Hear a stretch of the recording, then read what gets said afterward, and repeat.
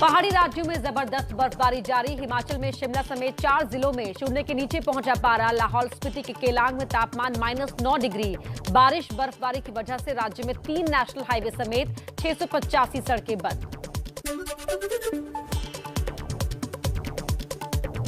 हिमाचल के चंबा में हिमयुग वाले हालात। बर्फ में समाई बड़ी बड़ी गाड़ियां, सड़कों पर जमी कई फीट मोटी बर्फ।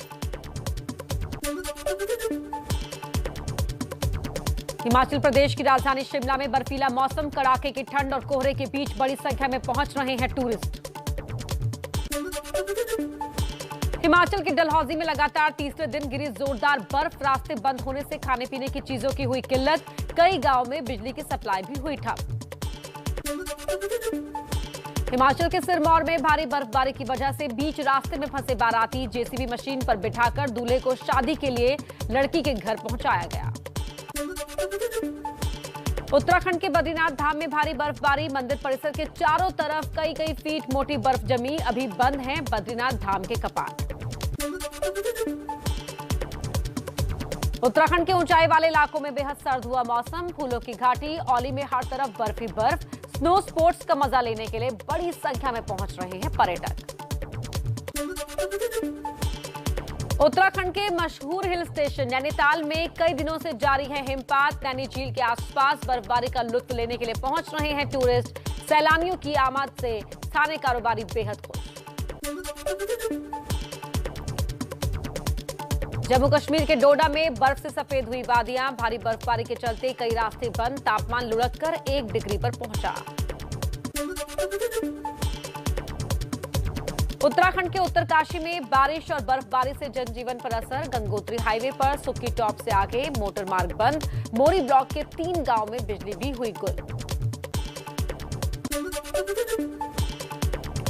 उत्तराखंड के अल्मोड़ा में लंबे इंतजार के बाद शुरू हुई बर्फबारी। तापमान भी गिरकर 3 डिग्री पर पहुंचा। हिमाचल प्रदेश के धर्मशाला में धौलाधर की पहाड़ियों में लापता 4 युवकों की तलाश पूरी। 2 के शव मिले, 2 को रेस्क्यू टीम ने जिंदा बचाया। दिल्ली में कड़ाके की ठंड की वजह से मुश्किल में बेघर लोगों की जान। सेंटर फॉर होलिस्टिक डेवलपमेंट नाम की एनजीओ का दावा, सिर्फ जनवरी में ही ठंड से फुटपाथ पर सोने वाले 145 लोगों की गई जान। दक्षिण पूर्व यूरोप के देश ग्रीस में भीषण बर्फबारी। एल्पिडा तूफान की वजह से राजधानी एथेंस में हर तरफ बिछी बर्फ की चादर। पश्चिम एशियाई देश तुर्की में बर्फीले तूफान से जनजीवन अस्त-व्यस्त। तुर्की के सबसे बड़े शहर इस्तांबुल में हर तरफ चीज हुई सफेद। रेल, सड़क, हवाई यातायात सब ठप। प्रधानमंत्री मोदी आज सुबह 11 बजे गुजरात के बीजेपी कार्यकर्ताओं से करेंगे संवाद। गुजरात में इस साल के अंत में होने हैं विधानसभा चुनाव। आज दोपहर 12 बजे दिल्ली के बीजेपी केंद्रीय चुनाव समिति की बैठक। यूपी, मणिपुर और पंजाब के बाकी बचे उम्मीदवारों के नाम पर लग सकती है मोहर। कल कोर कमेटी की बैठक में हुई थी चर्चा। कांग्रेस केंद्रीय चुनाव समिति की भी आज शाम 5 बजे बैठक। यूपी विधानसभा चुनाव के लिए उम्मीदवारों के नाम पर होगी चर्चा। अब तक 166 प्रत्याशियों के नाम का हो चुका है ऐलान। पंजाब और यूपी विधानसभा चुनाव के तीसरे चरण के लिए आज से शुरू होगा नामांकन। 16 जिलों की 59 सीटों पर पर्चा भरेंगे प्रत्याशी। यूपी विधानसभा चुनाव के लिए समाजवादी पार्टी ने 159 उम्मीदवारों की पहली लिस्ट की जारी। अखिलेश यादव करहल और शिवपाल यादव जसवंत नगर से लड़ेंगे चुनाव।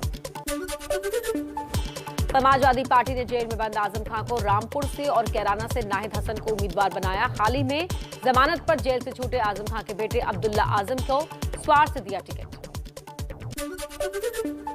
समाजवादी पार्टी की लिस्ट पर बीजेपी का निशाना। संबित पात्रा ने ट्वीट किया, समाजवादी पार्टी की मजबूरी है, गुंडों अपराधियों को प्रत्याशी बनाना जरूरी है, लिस्ट नहीं अपराधी वही। चाहे वो बड़े बड़े खूंखार अपराधी रहे हों, चाहे कोई जेल के अंदर हो और चाहे बेल के अंतर्गत हो, उन सबको आज की टिकट की सूची का हिस्सा बनाने का काम किया है। ये नई नहीं, ये वही सपा है।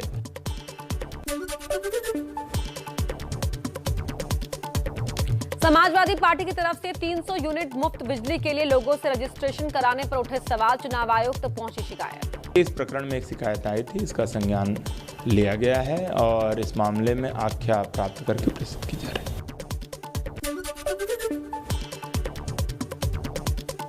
राजनीतिक दलों को मुफ्त चीजों का वादा करने से रोकने की मांग वाली याचिका पर आज सुप्रीम कोर्ट में सुनवाई। याचिका में कहा गया कि ये घोषणा रिश्वत देने जैसी है। और अब कुछ और खबरें आपको बता देते हैं फटाफट अंदाज में।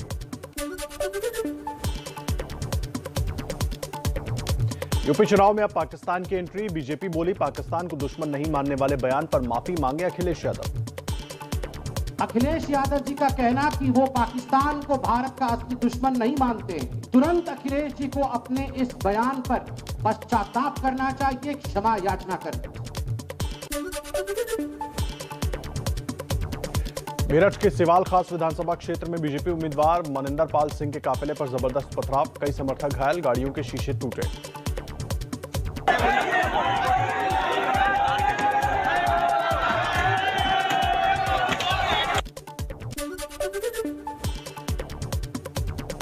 उत्तराखंड विधानसभा चुनाव के लिए कांग्रेस ने 11 उम्मीदवारों की दूसरी लिस्ट जारी की। रामनगर से हरीश रावत उम्मीदवार होंगे और लैंसडाउन से हरक सिंह रावत की बहू अनुकृति को टिकट।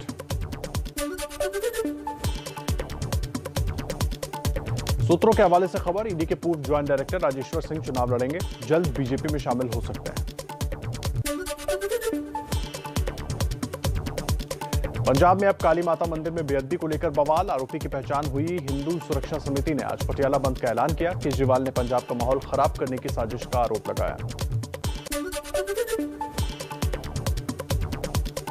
पंजाब के पूर्व सीएम कैप्टन अमरिंदर का बड़ा दावा, बोले सिद्धू को मंत्री बनाने के लिए पाकिस्तान से आई थी सिफारिश। उन्होंने रिक्वेस्ट की है कि अगर सिद्धू को आप अपने गवर्नमेंट में ले सकते हो तो ले लो, और कहां से पाकिस्तान की बात कर रहा हूं। कांग्रेस नेता सुप्रिया श्रीनेत ने कहा कैप्टन अमरिंदर सिंह शर्मनाक बयान दे रहे हैं, अगर ऐसा था तो आपने किया क्यों। कैप्टन साहब जिस तरह की बातें कर रहे हैं मुझे लगता है शर्मनाक है। इस तरह की बातें करना गलत है, और अगर ऐसा था तो आपने ये क्यों किया। पंजाब में बीजेपी गठबंधन में सीट बंटवारा तय। बीजेपी 65 सीट, अमरिंदर सिंह की पार्टी 37 सीट और ढींसा की पार्टी अकाली दल संयुक्त 15 सीटों पर चुनाव लड़ेगी। भारतीय जनता पार्टी 117 सीटों में 65 सीट्स भारतीय जनता पार्टी लड़ेगी। हमारे पंजाब लोक कांग्रेस कैप्टन अमरिंदर सिंह जी के नेतृत्व में 37 सीट्स लड़ेंगी। ड्रग्स केस में अकाली नेता बिक्रम सिंह मजीठिया को बड़ा झटका। हाईकोर्ट ने मजीठिया की अग्रिम जमानत की याचिका रद्द की। बड़ा सवाल, क्या मजीठिया की गिरफ्तारी होगी। और आइए अब रुख कर लेते हैं कुछ और अहम खबरों का फटाफट अंदाज में। पटना में छात्रों पर लाठीचार्ज को लेकर पप्पू यादव ने सीएम नीतीश कुमार को दी चुनौती। कहा अब आर पार की लड़ाई होगी, एक भी ट्रेन नहीं चलने देंगे। लाठीचार्ज आप कर रहे हैं, एक भी ट्रेन नहीं चलेगी, इस बात का ख्याल रखिएगा। लड़ाई आर पार की होगी। बिहार के आरा में भी रेलवे और एनटीपीसी परीक्षा में धांधली का आरोप लगाकर हजारों छात्र रेलवे ट्रैक पर उतरे। कई घंटे तक बंद रही ट्रेन की आवाजाही। राकेश अस्थाना को दिल्ली पुलिस कमिश्नर बनाने के खिलाफ दायर याचिका पर आज सुप्रीम कोर्ट में होगी सुनवाई। वकील प्रशांत भूषण ने दाखिल की है याचिका। नियुक्ति में नियमों की अनदेखी का आरोप। गणतंत्र दिवस की पूर्व संध्या पर आज शाम 7:30 बजे देश को संबोधित करेंगे राष्ट्रपति रामनाथ कोविंद। दूरदर्शन आकाशवाणी पर सीधा प्रसारण। 26 जनवरी को इस बार राष्ट्रपति भवन में एट होम रिसेप्शन का आयोजन नहीं होगा। कोरोना के बढ़ते मामलों की वजह से लिया गया फैसला। 29 जनवरी को बीटिंग द रिट्रीट सेरेमनी में इस बार 1000 ड्रोन दिखाएंगे लाइट शो। आईआईटी दिल्ली के स्टार्टअप बोट लैब की तरफ से किया गया है विजय चौक पर रिहर्सल। गणतंत्र दिवस के मौके पर आज वीरता पुरस्कार का ऐलान भी होगा। पद्म पुरस्कारों की घोषणा संभव। गणतंत्र दिवस पर ट्रैफिक को लेकर दिल्ली पुलिस की एडवाइजरी। आज शाम 6 बजे से विजय चौक से इंडिया गेट तक ट्रैफिक पर रोक। रात 11 बजे से रफी मार्ग, जनपथ, मानसिंह मार्ग भी रहेंगे बंद। गणतंत्र दिवस पर सुरक्षा के मद्देनजर दिल्ली में आज सुबह 6 बजे से कल दोपहर 2 बजे तक सभी मेट्रो स्टेशन पर पार्किंग की व्यवस्था नहीं होगी।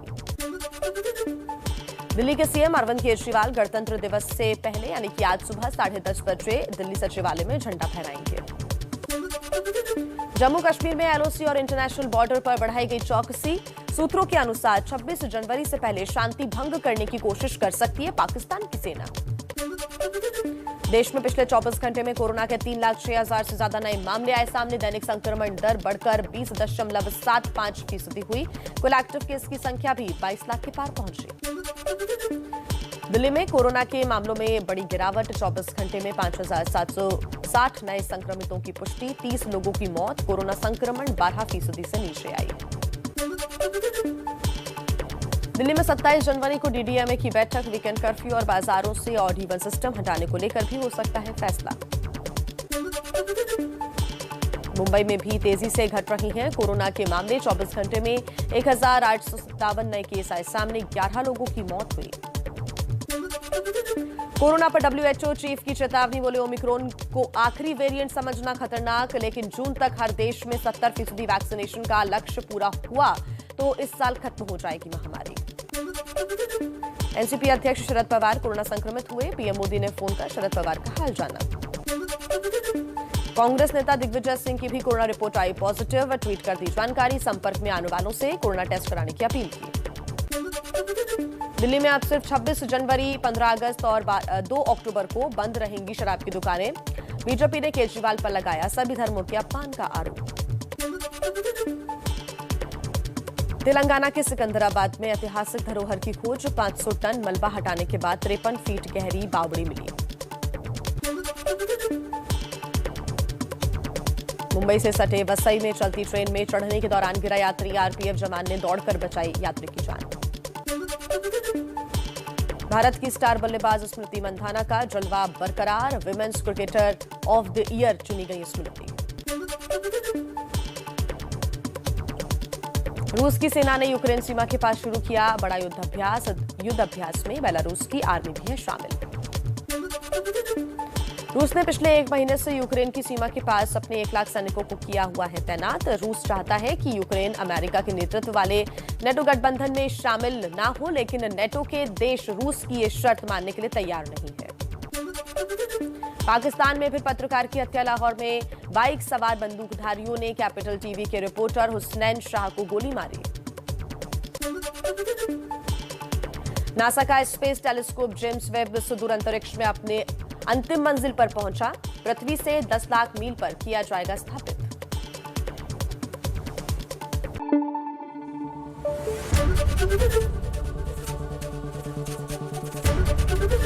एबीपी न्यूज आपको रखे आगे।